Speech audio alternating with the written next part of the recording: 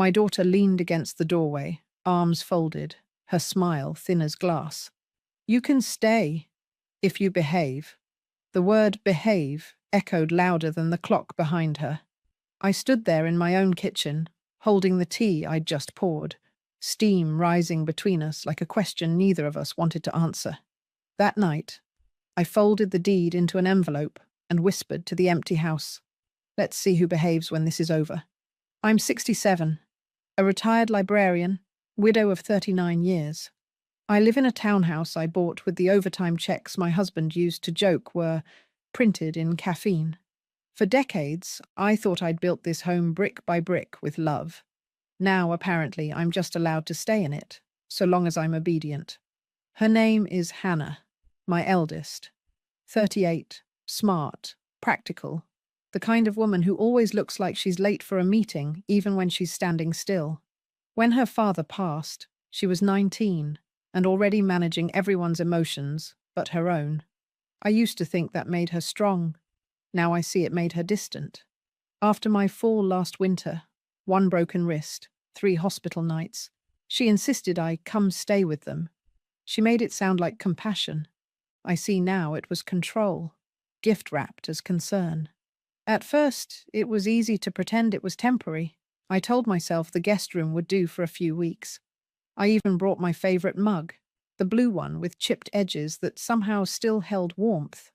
But slowly, without my noticing, her handprints began covering everything. My framed photos were rearranged for space. My books were boxed for decluttering. And my independence was renamed safety management. The day she said behave, I realized I had become a guest in the house I had paid for. I wasn't dangerous or reckless. I was just inconvenient to her new rhythm, an older rhythm, slower, quieter, too real. She and her husband, Mark, run their home like a company. Everything has a system: who cooks, who cleans, who speaks first. Even laughter feels scheduled. I tried to fit into their schedule, but apparently I sighed too loudly, asked too many questions, and left tea bags in the sink. So when she said, "You can stay, if you behave," I heard what she didn't say. "You can stay, until I find a nicer way to get rid of you." I wish I could tell you I fought back. I didn't. I just nodded, swallowed the shame, and said, "Of course, dear. It's a strange thing. To raise a voice so strong, it ends up silencing yours." That evening, I sat alone in the dim kitchen. The hum of the refrigerator felt louder than the words I wanted to say. I watched the steam from my tea drift upward until it vanished, and I wondered if that's what motherhood becomes, a slow, invisible evaporation. I looked around the kitchen and realized how much of me had already been edited out. No recipe cards in the drawer, no family photos on the fridge, not even my favorite chair by the window. It had been moved to the garage to make space. Even my scent, lavender and lemon balm, had been replaced by her sterile eucalyptus candles.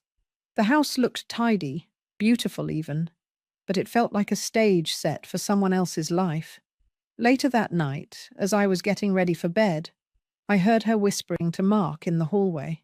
"She's adjusting fine," Hannah said. "We just need to keep an eye on her finances.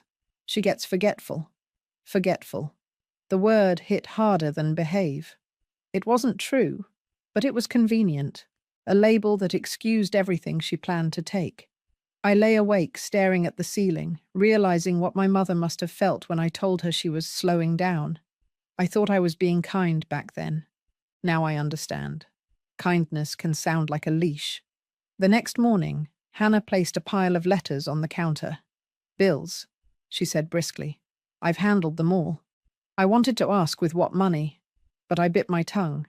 She had already accused me of being overly sensitive, so I behaved. I smiled at breakfast, complimented her new curtains, laughed at jokes that weren't funny. And while I was stirring sugar into my tea, I made a quiet promise to myself.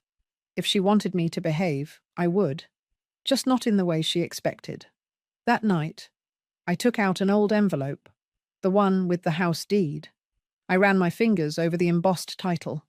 "Owner, Margaret E. Turner. My name, my home, my life. I slipped it into a drawer and whispered, "Let's see who behaves when this is over." The next morning, the city outside my window looked the same. Buses groaning, children running, sunlight falling between buildings like forgiveness. But something inside me had changed. I moved slower that day. Not because of age, because every movement felt observed. Hannah watched me from her laptop as if I were a pet she wasn't sure she wanted to keep. "Mum, don't strain yourself," she said when I reached for a mug. "You know your wrist isn't the same." I smiled. "It healed months ago." She didn't answer, just nodded, the way nurses nod at confused patients. I used to be the nurse in my own way. Not by profession, but by nature, always tending, soothing, patching things no one noticed were breaking. After my husband David died, I learned to fill silence with work. The school library became my refuge, quiet, predictable, lined with stories where people still learned lessons. I catalogued other people's happy endings while mine collected dust at home. 2 daughters. One promise, that they would never feel small, the way I often did. So I worked, nights, weekends, every spare minute. When their shoes were too tight, I went without new ones. When the mortgage bled me dry, I took tutoring jobs and smiled through exhaustion. I told myself it was worth it, that one day they'd look back and understand. Hannah did, for a while. She was the studious one, top of her class. She used to sit beside me late at night, highlighting textbooks while I balanced checkbooks. She'd say, "You're my hero, Mum." I'd smile and reply, then learn from my mistakes. She laughed back then. I didn't realize she would. My younger one, Lucy, was softer. She'd draw pictures of us, me, her, and her father, holding hands in crayon skies. She grew up to be an art teacher. She has her father's heart, steady and kind, and his habit of apologizing for things that aren't his fault. They used to call me the glue. Now I realize glue doesn't hold forever. It just hides the cracks until pressure makes them show. After David's funeral, people told me I was strong, but strength is overrated when no one offers softness. I learned how to fix leaky faucets, change tires, sign insurance papers, and never cry in public. Maybe that's why Hannah learned efficiency instead of empathy. I can't blame her entirely. She grew up watching me hold everything together with tired hands. She mistook silence for grace. She learned that control keeps the world from falling apart. And now, she uses it on me. There's a cruel symmetry in that. That evening, I sat by the window with my tea, 1 spoon of sugar, same as always. The streetlights flickered on one by one, and the city hummed its low, constant lullaby. It used to comfort me. Now it just reminded me of how small I'd become. I thought of my own mother, Evelyn, a woman of quiet suffering. She lived her last years in a chair by the window, asking permission to turn up the heat because my brother said electricity costs were high. I remember snapping at her once. "Mum, just ask him nicely." She did. He ignored her. I hated him for it, but I hated myself more for calling her weak. Now here I am, her reflection, only in a better house with better manners around my captivity. Hannah doesn't yell. She doesn't slam doors. Her cruelty is polite, the kind that smiles while taking your autonomy. Last night, she offered to help organize my finances again. She said it softly, almost sweetly. "You don't need to stress yourself, Mum. Just give me your login details. I'll take care of it." I told her I already had. She smiled that careful, approving smile people give toddlers who finally behave. I went to bed early after that, pretending exhaustion. But really, I was remembering every time I had let someone talk me out of my own instincts. Every moment when peace felt easier than confrontation. There's a special kind of loneliness in realizing your kindness was used as a strategy against you. It doesn't shout, it just settles in your bones, heavy and quiet. I stared at the ceiling that night and whispered into the dark. Maybe my mother behaved too. The thought chilled me. Because if she'd swallowed her pride and kept her peace, then maybe I'd inherited her obedience, not her wisdom. I turned over and looked toward the hallway where Hannah's laughter echoed faintly.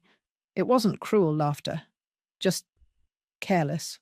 And that somehow hurt more. She doesn't hate me. She just doesn't see me. And invisibility, I've learned, is the first stage of erasure. I closed my eyes and made another quiet promise. If silence is the only language she understands, then silence is what I'll use. Not submission strategy, because behaving is easy. It's being underestimated that takes patience. Morning light slanted through the blinds, striping the kitchen table like caution tape. Hannah was already there, laptop open, coffee steaming, her face lit by the cold glow of a spreadsheet. Beside her sat a small stack of envelopes, my name printed on all of them. "Morning," she said too brightly. I smiled back, still half asleep, still pretending everything was fine. "Mum, I've been looking over your bills," she began. "Some of these are late. You must have forgotten." She slid the top envelope toward me like a teacher handing back failed homework. I looked at it. Electric company. Due date last week. Paid online by her. I hadn't forgotten she'd changed the mailing address last month to make things easier. "I didn't forget," I said quietly. "You took over the account." Her brows lifted, all faux innocence. "You asked me to." "No," I said. "I agreed you could help." That word, help, hung between us like smoke. She sighed. "Mum, this isn't about control. It's about safety. You've always been bad with numbers." I almost laughed. I'd balanced a household budget on a teacher's salary for 40 years. I'd paid every bill, every mortgage, every grocery tab. Bad with numbers? No, I'd just stopped counting how many times I'd been patronized. I met her gaze and said, "I'm fine with numbers. I'm just not fine with strangers managing them for me." Her expression hardened just slightly, but enough to see the woman she'd become. Polished, impatient, certain. "Mum, I'm not a stranger," she said. "I'm your daughter." "Exactly," I replied. "That's why this feels worse." Her mouth opened, then closed. She exhaled through her nose the way people do when they want to sound composed. "You're overreacting." It wasn't anger. I felt it was clarity. Overreacting is what people say when you've finally started reacting at all. "Did you also sign for my property tax notice?" I asked. She blinked, surprised. "Yes, I mean, they sent it to our address. It's all under one account now." "Our?" "It's just paperwork, Mom." Her tone was patient, managerial, like I was a case file she was trying to close. I nodded slowly. "And who owns that account?" Silence. Then, "It's shared." Shared. Such a small word for theft. "Don't worry," she added quickly. "It's all legal. We're just making sure things transition smoothly." I smiled, the kind of smile that hurts more than it helps. Transition? Am I dying and no one told me? That startled her. Her fingers froze mid-typing. "Mum, that's not funny." "No," I said softly. "It isn't." The room fell quiet, except for the faint hum of her laptop fan. Behind her, the sunlight had shifted. Now it painted half her face gold and left the other half in shadow. Fitting. She stood, closing the laptop with deliberate calm. "You're being paranoid," she said. "We're just trying to help." There it was again. Help, the word people use when they're already holding the knife. Mark walked in just then, half-dressed, coffee mug in hand. "Everything okay?" "Fine," she said quickly, smiling at him. "Mum's just confused about the bills." He gave me that polite grin, sons-in-law perfect kind, detached, rehearsed. "Don't worry, Margaret," he said. "You raised a good one. She's got everything under control." I looked at him and said, "Yes, I can see that." He didn't hear the weight in it, or maybe he did, and pretended not to. Either way, he kissed Hannah's cheek, said something about work, and left. The door clicked shut, and silence settled like dust. Hannah turned back to me, tone softening the performance of compassion. "Mum, you know I love you. I'm just trying to make sure you're okay." I nodded. I know. You're just making sure I stay that way under supervision. She flinched slightly, then laughed a brittle sound. You always make things sound so dramatic. I didn't answer. I reached for my tea instead. The mug trembled just a little in my hand, not from fear, but restraint. I appreciate your help, I said finally. Truly. But let's make one thing clear. I'm not helpless. Her lips parted, searching for a response. Nothing came. The silence stretched, long enough for her to realize this wasn't the same woman she'd been managing for months. Then, softly, she said, Maybe you should rest more. I smiled. Maybe you should stop deciding when I should. That one landed. Her eyes darted away, her mask slipping for just a second. Then she gathered the envelopes, muttered something about errands, and walked out. When the door shut, I let out a long, shaky breath I hadn't realized I was holding. The confrontation hadn't been loud, but it had drawn the first real line invisible, sharp, undeniable. I sat there in the quiet kitchen tracing the edge of my mug. She thought she'd silenced me, but really she'd just confirmed what I already knew, that love without respect is just well-mannered control. I opened my notebook, the one I'd started the night she said behave. At the top of the page, I wrote, Tuesday called me paranoid, signed property tax in her name. And underneath it, in smaller letters, keep pretending, it's working. The envelope arrived on a Wednesday, thin, white, official. The kind that looks harmless until you open it. It wasn't addressed to me. It was addressed to Hannah Turner at my address. At first, I assumed it was a mix-up. Then I noticed the return logo my bank. I sliced it open with the kitchen knife, a small act of rebellion that felt almost sacred. Inside was a single page. Confirmation of joint ownership transfer property. ID hash 7483-1. Joint ownership. My house. Her name. My first thought wasn't rage, it was disbelief. So clean it felt sterile. I read it again, tracing the printed letters like they might rearrange themselves into mercy. At the bottom, my signature. Neat. Practiced. Forged. For a moment, I just stared. Then I sat down, because the floor suddenly looked safer than standing. The hum of the refrigerator filled the silence, steady as a heartbeat that didn't belong to me. Outside, a siren wailed somewhere in the city sharp, fading like someone else's alarm for my life. I checked the date. 2 weeks ago. The same afternoon she'd helped me with online forms. I'd been tired that day. She'd told me, just click approve, Mum. It's an address verification thing. And I had. Because I wanted to believe her. Because I wanted peace. The letter trembled in my hand. Not from fear, but fury too contained to find air. It was so quiet in the kitchen that I could hear my pulse in my ears, steady, measured, counting backward through decades of trust. I called the bank. After 3 menu options and 1 polite hold song, a man finally answered. His voice was smooth, unconcerned. He said the paperwork had been completed digitally, verified by the client's phone number. Not my number. Can you tell me what number that was? I asked. I'm sorry, ma'am, for security reasons. Exactly, I interrupted. Security. He hesitated. It ends in 21. Hannah's. I thanked him, hung up, and sat staring at the phone. I'd seen 1,000 betrayals in books, but nothing prepares you for the paperwork version, clean, notarized, and legal. I walked to the hallway mirror and caught my reflection. 67, tired eyes, cardigan buttoned wrong. The kind of woman no one expects to fight back. For the first time, I smiled at that reflection, because invisibility is the perfect camouflage. That evening, Hannah came home late. She smelled of office perfume and certainty. Mum, she said lightly, did the mail come? I held up the envelope. It did. She froze, just long enough to betray herself. Oh, that. It's just a document I needed for the mortgage audit. Our mortgage? Well, technically, I cut in. It's mine. Her jaw tightened. Mum, please. You're making this harder than it has to be.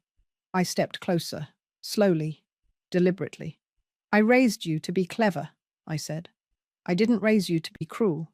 For a moment, something flickered in her eyes. Shame, maybe. Then it vanished behind that calm, managerial tone. It's complicated, she said. You wouldn't understand. We're just organizing things before it's too late. Too late for what? I asked. For you, she said softly. You're getting older, Mum. You forget things.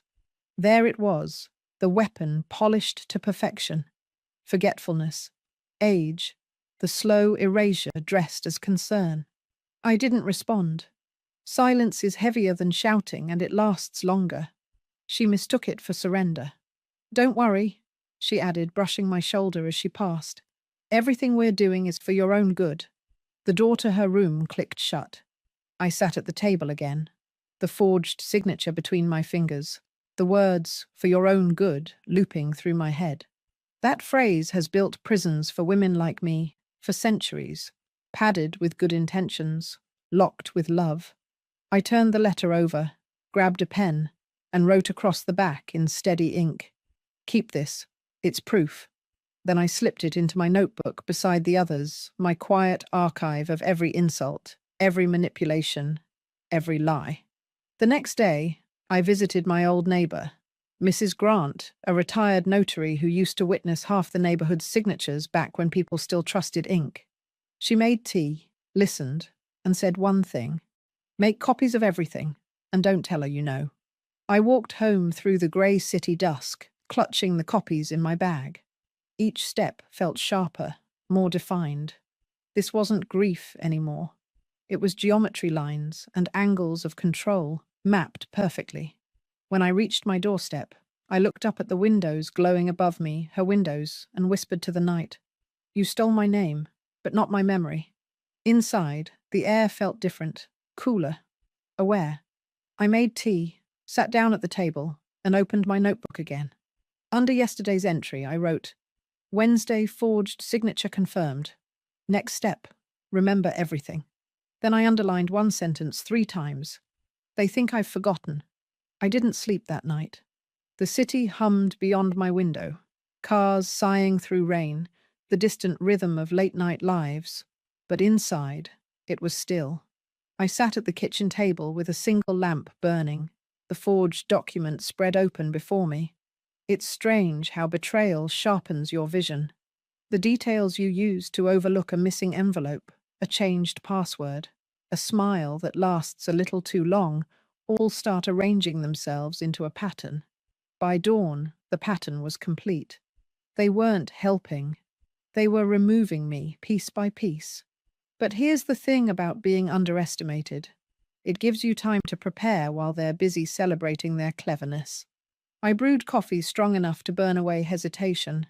Then I reached for the small black notebook I'd started weeks ago, the one labeled Behaving. Under the last note, I wrote in careful script. Stage 2, Observation. That afternoon, while Hannah was at work, I made my first call to Lucy, my younger daughter. Her voice was warm, cautious. Mum, you okay? I will be, I said. I just need you to listen. At first, I didn't tell her everything, just enough to open the door. She went silent for a long time, then said softly, She wouldn't. She couldn't. She did, I replied. But this isn't about anger, Lucy. It's about reclaiming what's mine quietly. Lucy exhaled hard. I could hear her pacing. I know a lawyer, one of my friends from college, Cora. She handles elder financial cases. Do you want me to ask her to call you? That was the first time in weeks I felt my lungs expand all the way. Yes, I said. Please. The call came 2 days later. Cora's voice was steady, clipped, the kind of tone you only get from seeing too many families devour each other politely. I've read the documents your daughter sent me, she said after listening to my story. This isn't unusual, but it's serious. They've transferred partial rights through digital authorization. So it's legal? I asked. Not if you didn't consent knowingly. It's reversible, but we'll need precision, not emotion. Precision. I liked that word. Start by securing everything you still own independently: accounts, pension, insurance, she said. Don't alert them. Move quietly. Think of this as surgery, not war. Surgery. Another word I liked. Clean, clinical, effective. After we hung up, I sat in the quiet again, the same quiet that used to suffocate me. Only this time, it felt like strategy. The next morning, I began what I called the silent reversal. Step 1. Retrieve all old documents. I opened the cedar chest in my closet, the one David built the summer before he died. Inside were birth certificates, savings bonds, the original property deed with my maiden name, Margaret Ellis Turner. Seeing that name again felt like shaking hands with the version of myself I'd buried under motherhood. Step 2. Protect my identity. I opened a new checking account under Margaret Ellis. No Turner, no joint. The young banker asked, "Will this be your primary account, ma'am?" "It will," I said. It always should have been. Step 3. Redirect the flow. I called the pension office, updated my address to Cora's law office, and requested all future correspondence sent there. The woman on the line asked gently, "Any particular reason for the change?" "Yes," I said. "Security." By the end of the week, my invisible architecture was built. No one knew but me, and that was the power of it. Hannah still called every evening to check in. "Everything all right, Mum? You sound tired." "I'm fine, sweetheart," I said, smiling into the receiver. "Just catching up on old hobbies." She laughed. "Good. Keep yourself busy." "Oh, I am," I whispered when the call ended.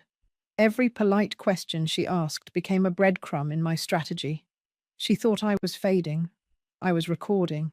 She thought I was grateful. I was documenting. A week later, Lucy came to visit.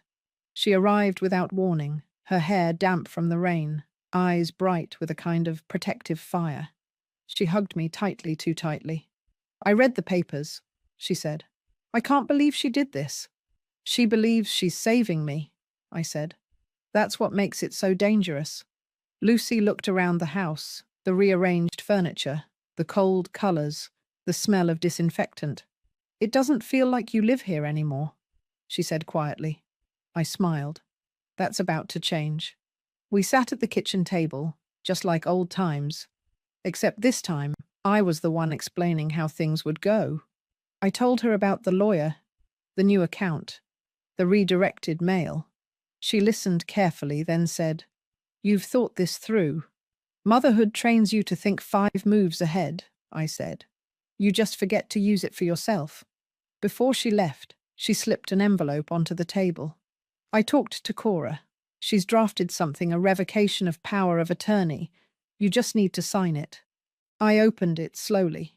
The document gleamed under the kitchen light like a quiet weapon. I picked up the pen, signed my full name, Margaret Ellis Turner, and felt something inside me settle. It wasn't anger anymore. It was clarity. Lucy hugged me again before leaving. "You sure you want to do this quietly?" she asked. "Yes," I said, "because noise alerts predators. Silence confuses them." That night, I made tea and wrote in my notebook again. Friday, all accounts secure. Power revoked. Lucy knows. Lawyer ready. Phase 3 begins soon. Then underneath it, I wrote in smaller letters, "They think I'm behaving. Let them." I closed the book, turned off the lamp, and for the first time in months, I slept without fear. Because by then, I wasn't surviving their control. I was designing their downfall. Justice doesn't need an audience. It only needs precision. 2 weeks after Lucy's visit, the first domino fell. I was in the garden, trimming the little rosebush by the stoop, when my phone began to ring. The caller ID flashed Hannah. I almost didn't answer, but sometimes silence makes the best stage for truth.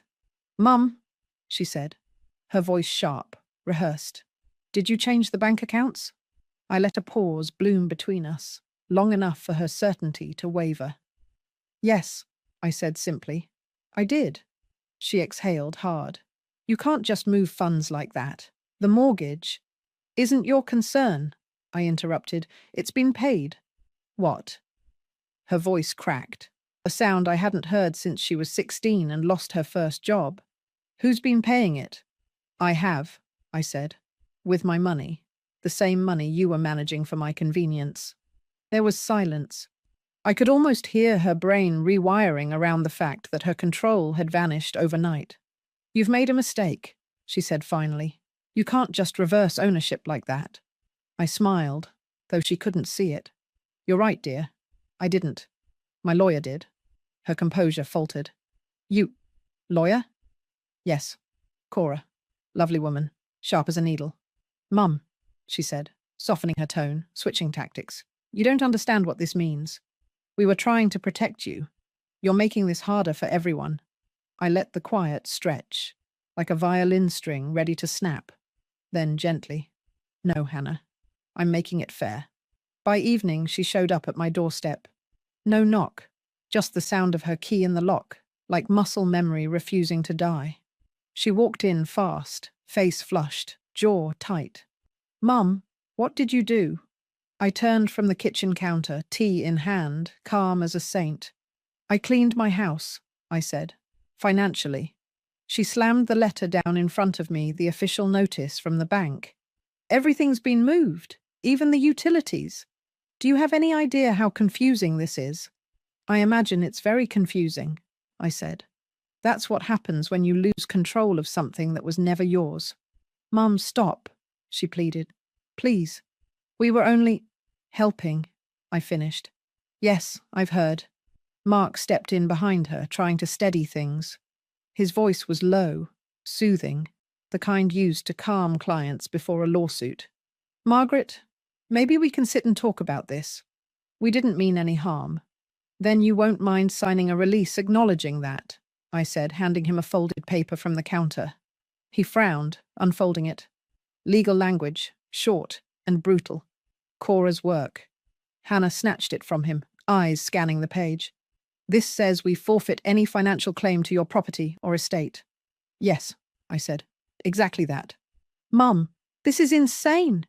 No, I said, voice steady. This is restoration. Her breath came faster now. You're doing this because Lucy filled your head with nonsense. You're letting her manipulate you. I tilted my head. Is that what you call it when someone tells the truth? She took a step closer, the mask finally cracking. You're going to regret this. You can't survive without us. I smiled, small and sharp. That's the difference between us, dear. I already did. By the end of that week, Cora filed the final transfer documents. The house deed now read, owner Margaret Ellis Turner, beneficiary Lucy Turner. No joint, no proxy, no signatures forged in the dark. When Hannah found out, she sent a single text. You've ruined everything. I typed back, no, I just returned it to who it belonged to. Then I blocked her number. The next morning, I walked through the house, really walked, not tiptoed around their ghosts. The kitchen felt warmer. The walls looked brighter. Not because they'd changed colour, but because the air inside them finally belonged to me again. I opened every window. Sunlight poured in like a benediction. Dust rose, glittering, like something finally breathing again. For the first time in years, the silence in this house wasn't heavy. It was mine. Later that day, I wrote in my notebook, Phase 3 complete. All assets secured. They've been notified. The noise will come soon. Stay still. And just under that, I added, revenge is loud. Justice is quiet. Then I closed it, made tea, and sat by the window. Down the street, a mother was walking her daughter to school. The little girl was laughing, skipping, tugging her mother's hand too hard. I watched them disappear around the corner and whispered to the empty room, hold her tight, but not too long. One day she'll think she knows better than you. Let her. Time teaches what lectures can't. That night, Lucy called. Did she find out? Yes, I said. She'll recover. Lucy hesitated. You sound calm. I am. I finally remembered who I am. After we hung up, I turned off the lights and stood by the window, watching the street lamps flicker on one by one. The house creaked softly, settling into its new quiet, and somewhere deep inside, I could feel it, the balance restored. Not revenge, not victory, just equilibrium. The week after the papers were finalized, the house grew so still it felt like even the walls were holding their breath. No more arguments, no more footsteps that didn't belong, just me, my tea, and the hum of the old refrigerator. People say freedom feels like flying. They're wrong. It feels like standing steady, alone, but unshaken. I didn't hear from Hannah for days. Then the letters started arriving. The first was handwritten, shaky lines that slanted across the page. Mum, I don't know where to start. I never meant to hurt you. I thought I was protecting you from bills, from scams, from yourself. I thought I was being responsible. I didn't see how cruel I'd become while calling it care. I'm sorry. The ink bled slightly near the end, tears, probably. But I noticed something missing. Not once did she ask how I was. Even her apology still centered her intentions. I folded the letter gently, placed it inside my notebook between the early pages labeled Observation and Execution.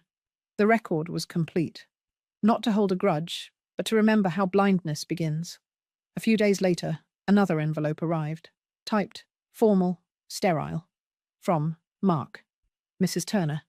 We regret the misunderstanding and the distress it caused. We acted in good faith to ensure your financial safety.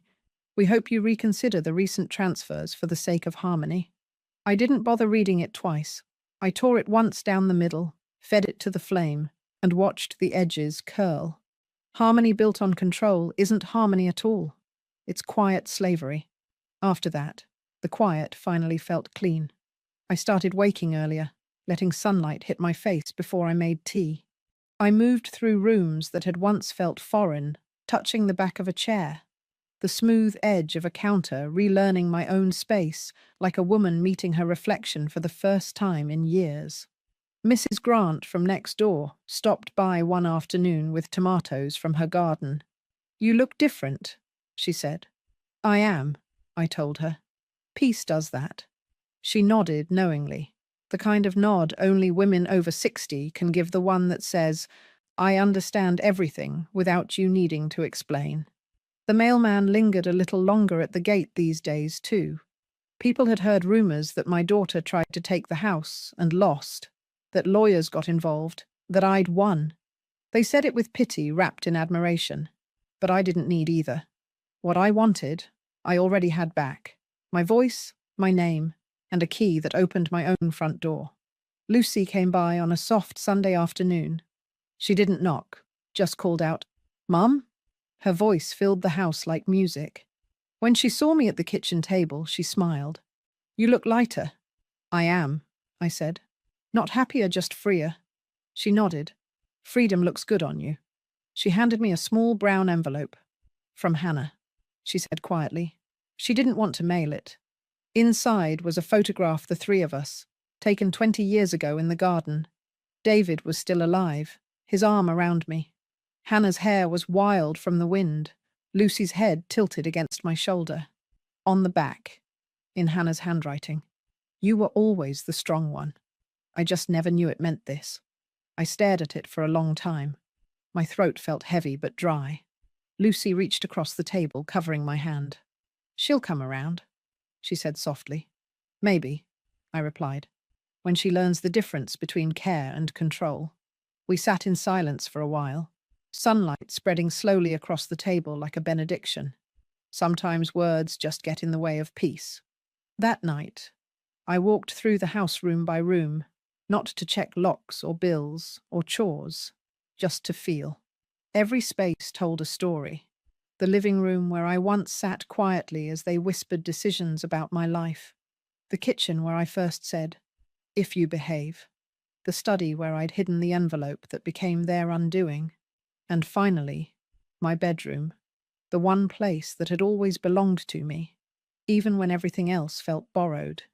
I opened the curtains wide. The city outside shimmered with lights and noise. It used to overwhelm me. Now it sounded like proof that life goes on. On the nightstand sat my notebook filled to the brim with evidence, pain, and finally, Resolution. I opened to the first page. The line still stared back. You can stay if you behave. I smiled, because I had. I'd behaved perfectly, just not in the way they expected. I took a pen and wrote one final entry, the last line I would ever add. Behaving never saved me, but silence used right can rewrite an ending. Then I closed the notebook, tied it with a red ribbon, and placed it inside the cedar box where I keep David's ring and our wedding photo. Not as a weapon, as a witness. The next morning, I opened every window. The breeze swept through the house, carrying the scent of rain and lavender from the yard. The curtains danced, the light spilled in golden sheets, and for the first time in years, I didn't feel the urge to lower my voice. Outside, a sparrow landed on the railing, small and restless. I watched it hop, tilt its head, and then fly off into the wide, open sky. I whispered after it, "Peace doesn't mean you stop fighting. It means you finally know what's worth the fight." Then I turned, poured the rest of my tea into the sink, and let the water run. Cool, endless, cleansing. And as the sound filled the kitchen, I realized something I wish my mother had known, something I hope my daughters never forget. Justice isn't about taking back what was stolen. It's about remembering who you were before you gave it away. I stood there a moment longer, hands steady on the counter, and let the truth settle into me like sunlight. I hadn't just kept my house. I'd reclaimed myself.